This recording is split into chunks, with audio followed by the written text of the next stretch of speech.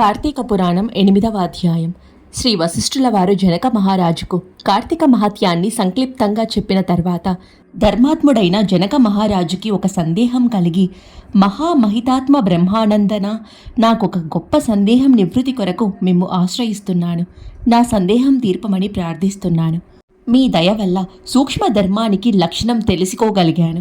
అనేక పాపాలు చేయటంలో ఆసక్తి కలిగి వర్ణ సంకరానికి తోడ్పడుతూ ఆచార విహీనులైన దురాత్ములు పాపులు చేసే పాపాలు వేద శాస్త్రాలలో విధింపబడిన ప్రాయచిత్తాదుల వల్ల తొలగిపోతున్నాయి అని తమరు సెలవీయగా విన్నాను.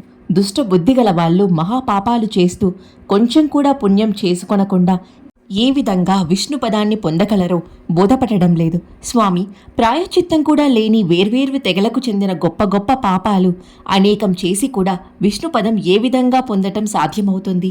మానవులు మితిలేని మహాపాపాలు చేసి దైవ వశం వల్ల చేసిన ఒక్క పుణ్యం మూలంగా ఏ విధంగా విష్ణుపదం ప్రాప్తిస్తుంది? మహావజ్ర పర్వతాన్ని గోటికొనతో ఎవడు ఎగురవేయగలడు?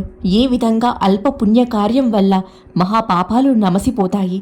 తానున్న ఇంటిని ఎవరైనా నిప్పు పెట్టమని చేస్తాడా? మండుతూ ఉన్న అగ్నిని పుడిసెడు నీళ్లతో ఆర్పడం సాధ్యమవుతుందా? నదీ ప్రవాహంలో కొట్టుకొని పోయేవాడు గట్టుమీద ఉన్న పచ్చగడ్డి ఆధారంతో గట్టెక్కడం సాధ్యమవుతుందా? ఎవరైనా కొండకొన ఎక్కి అక్కడ నుండి జారిపడుతూ మధ్యలో తీగన ఒకదానిని పట్టుకొని క్రింద పడకుండా ఉండడం సాధ్యమవుతుందా? అదేవిధంగా అనేక పాపాలు చేసి స్వల్ప పుణ్యం కారణం వల్ల ఏ విధంగా పాపాల నుండి విముక్తి పొందడం సాధ్యమవుతుందా? ఇదంతా జరగని పనిగా భావన కలుగుతుంది స్వామి. వినేవారికి ఇంపుగా ఉండే ఈ సద్విషయాన్ని నాకు వివరించమని కోరుతున్నాను. కార్తీక మాఘ వైశాఖ మాసాలలో ఆచరించదగ్గ ధర్మ సూక్ష్మాలు కొన్ని దయతో నాకు బోధించాలని, పెక్కు పాతకాల సంహితం అల్ప పుణ్యం వల్ల లయం పొందుతాయని తమరు నాకిచ్చిన అంశాన్ని నాకు వివరించమని జనక మహారాజు కోరాడు. వశిష్ఠుల వారు జనకుని కోరికను మన్నించి సంతోషంతో చిరునవ్వు మోముతో హరినామస్మరణ మహత్యాన్ని వివరించం ప్రారంభించారు.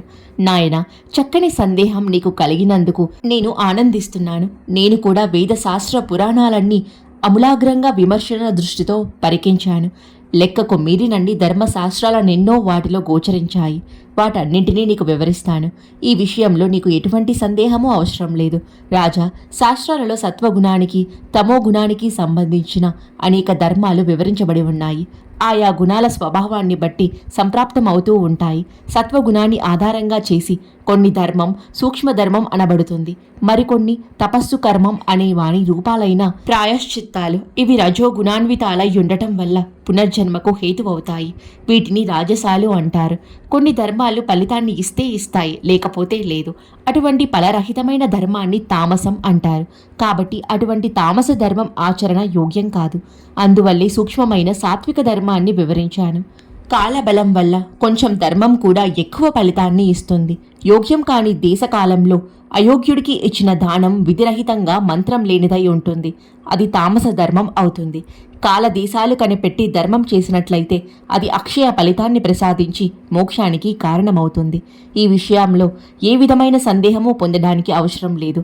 కాబట్టి గొప్పదో చిన్నదో కాలాన్ని పరీక్షించి ధర్మాన్ని ఆచరించాలి. అది కర్మ ప్రకారం తెలియనివి కాదు. అది ఈ విధంగా ఉంటుందని ఎవరో తెలుసుకోవడం సాధ్యం కాదు. దేశకాల పరిజ్ఞానముతో చేసే ధర్మంలో దుర్లభాలైన సౌఖ్యాలు కలుగుతాయి. కాబట్టి జ్ఞానముతో కానీ కాలాన్ని బట్టి దైవానుకూలం వల్ల చేసే పుణ్యం తరగని ఫలితాన్నిస్తుంది. దీనికి సందేహం లేదు. కొండంత పెద్ద కట్టెల మోపును పేర్చి దానిలో గురువింద గింజంత పరిమాణం గల నిప్పు పెట్టినట్లయితే అదంతా కొంచెం సేపటిలో బూడిద అయిపోతుంది. ఇంటిలో చీకటిగా ఉన్నప్పుడు చిన్న దీపం ముట్టించినట్లయితే ఆ చీకటి చెదిరిపోతుంది. చేపల పట్టేవారు బురద నీటి గుంటల్లో మునిగినప్పటికీ తర్వాత మంచినీటి స్నానం చేయగానే ఆ బురదంతా ఒక్క క్షణంలో తొలగిపోతుంది. ఆ విధంగా దేశకాల పాత్రల్ని తెలుసుకొని చేసిన ధర్మం కొంచెం అయినప్పటికీ అన్ని పాపాలు పరిహారం అవుతాయి. ఓ రాజేంద్ర, నామ సంకీర్తన ద్విష్టో దహ్యంతే బాహుపాతః. విష్ణునామ సంకీర్తన వలన సకల పాపాలు తొలగిపోతాయి. కాబట్టి అజ్ఞానులు విష్ణునామ సంకీర్తనం చేయాలి. ఆ విధంగా చేయటం వల్ల గొప్ప వెదురు పొద నిప్పురవ్వకు బుగ్గి అయిపోయే విధంగా సకల పాపాలు బూడిద అయిపోతాయి. దీనికొక ఇతిహాసం ఉంది, చెబుతాను విను. పూర్వకాలంలో కన్యాకుబ్జ దేశంలో బహుశత్రుడు అనే పేరుగల బ్రాహ్మణోత్తముడు ఉండేవాడు. సత్యవ్రతాన్ని పాలించే ఆ బ్రాహ్మణునికి పతివ్రత అయిన ధర్మపత్ని అనే నామధేయురాలు సహధర్మచారిణి అయ్యింది. ఆ దంపతులకు లేక కాలం మీరిన తరువాత అజామీలుడు అనే కొడుకు కలిగాడు. వాడు పూర్వకర్మ ప్రారాబ్ధం వల్ల దాసీ సంపర్కురాలైన ఒక దాసీదానిని పెండ్లి చేసుకున్నాడు. వాడా విధంగా పతితుడై తల్లిదండ్రులను వదిలిపెట్టి ఆ దాసీదానితో వేరొక చోట కాలం గడుపుతూ ఉన్నాడు. కులంలో వెలివేయటం వలన వాడు మొండిగా తయారై సిగ్గు విడిచిపెట్టి ఆ దాసీదానితో గూడి తిరుగువాడలో చేరాడు. అధమశ్రీ సహవాసం దోషం వల్ల మధు మాంసాహారాలపై ఆసక్తి పెంచుకున్నాడు. వాడు పశుపక్షి మృగాల్ని వేటాడుతూ వాని మాంసాన్ని ఆహారంగా వినియోగించుకుంటూ దుష్ట మృగాలతో కూడిన ఒక అడవిలో దాసీదానితో కూడి తిరుగుతూ ఉన్నాడు. అప్పుడు ఆ దాసి చెట్టు మీద కనిపిస్తూ ఉన్న తేనె పట్టు చూచి దాన్ని కోరి చెట్టు ఎక్కి కాలు జారి క్రింద పడి ప్రాణాలు పోగొట్టుకుంది. ఆ అజామీలుడు తన ప్రియురాలి మరణానికి ఎంతో బాధపడి తన ఇంటికి చేరుకున్నాడు. రూప యవ్వనాలతో కూడా ఉన్న దాసీదానికి పుట్టిన తన కూతురినే మోహించి ఆమెతో విహరించడం ప్రారంభించాడు. దానికి అనేక మంది బిడ్డలు కలిగారు. కానీ వాళ్ళంతా అల్పాయుష్కులై చనిపోయారు. కానీ కడగొట్టువాడు మాత్రం బ్రతికాడు. తన బంధువులంతా పురిగొల్పడం వల్ల అజామిలుడు వాడికి నారాయణుడు అని పేరు పెట్టాడు. వాడిని ప్రాణప్రదంగా చూసుకుంటూ ఉన్నాడు. అడవికి వేటకు వెళ్ళినా, ఇంటిలో ఉన్న మర్యాదలు పుచ్చుకుంటూ ఉన్నా, ఎటువంటి సమయంలోనైనా కొడుకును ఒక్క క్షణం కూడా విడిచిపెట్టి ఉండడం లేదు. వాడి మీద అమితమైన పుత్ర వాత్సల్యాన్ని పెంచుకున్నాడు. కొంతకాలానికి అజామీలునకు అంత్యకాలం దాపురించింది. యమదూతలు అతని ప్రాణాలు తీసుకొని పోవడానికి వచ్చారు. వారు ఎర్ర మీసాలు కలిగి రోష్టాదులైన ఆయుధాలు ధరించి చూడడానికి చాలా భయంకరంగా ఉన్నారు. వాళ్ళని చూసి అజామీలుడు ఎంతో భయపడ్డాడు. తన కొడుకును ఉద్దేశించి, నారాయణ, నన్ను ఎవరో కొట్టడానికి వస్తున్నారా చూసావా అని గట్టిగా అరిచాడు. ఆ విధంగా మరణ వేదన పొందుతూ దూరంగా ఆటలాడుకుంటూ ఉండడం వల్ల ఆ హరినామ సంకీర్తన విని యమదూతలు భయపడి ముందుకు రావడానికి సాహసించలేకపోయారు. ఇంతలో మహా తేజస్సమన్వితులైన విష్ణుదూతలు విమానము మీద వచ్చి అక్కడ నిలబడి ఉన్న యమభటులను చూచి, ఇతడు మా ఆధీనుడు, వీనిని మీరు తాకే అర్హత లేదని వారించారు.